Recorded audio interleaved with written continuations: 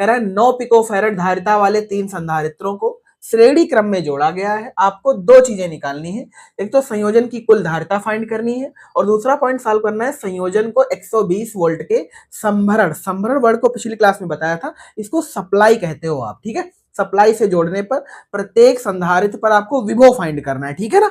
तो बात करते हैं, 3 संधारित्र हैं, उन्हें कौन से क्रम में लगाना है, श्रेणी क्रम में, और तीनों का जो मैग्नीट्यूड है वो इक्वल है 9 पिकोफैरेड के साथ है। तो हम सवाल में जो वैल्यू दे रखी उन्हें मार्क करेंगे C1 equivalent C2 equivalent C3 और इनकी जो वैल्यू है वो ये है 9 पिकोफैरेड। इन्हें जोड़ते हैं श्रेणी क्रम में। तो point number A he solve कर देते हैं पहले। श्रेणी क्रम का बस फार्मूला तुम्हें आना चाहिए था, जो कि होता है रजिस्टर के ठीक उल्टा। रजिस्टर में तुमने पढ़ा होगा R बराबर R1 प्लस R2 ऐसे करके, तो ये लिखा जाएगा 1/C इक्वलेंट 1/C1 1/C2 और 1/C3। अगर और भी होते तो प्लस करके और भी ऐड करते, ठीक है। तो C1 की वैल्यू क्या है, तो सभी वैल्यू सेम है, तो 9 प्लस 1/9 प्लस 1/9, ये पिकोफैरेड है याद रखेंगे। तो ये वैल्यू 1/C, यहाँ पर एलसीएम ले लीजिए आप, तो एलसीएम मिल जाएगा 9, तो ये आ जाएगा 1 प्लस 1 प्लस 1, ये वैल्यू आ जाएगी 1/C के बराबर।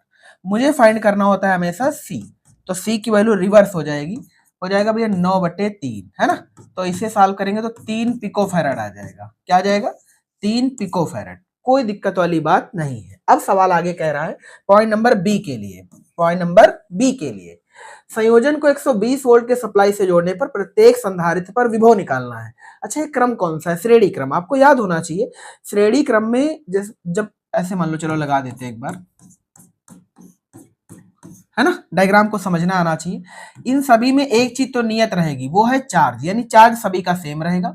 जो C1 का चार्ज वही C2 का चार्ज वही C3 का चार्ज। वहीं अगर वोल्टेज की बात करें तो इस संधारित्र पर V1 होगा, इस संधारित्र पर V2 होगा और इस संधारित्र पर V3 होगा। अगर ये ऑब्जेक्टिव सवाल होता तो आपको ऐसे करना सिखा देते।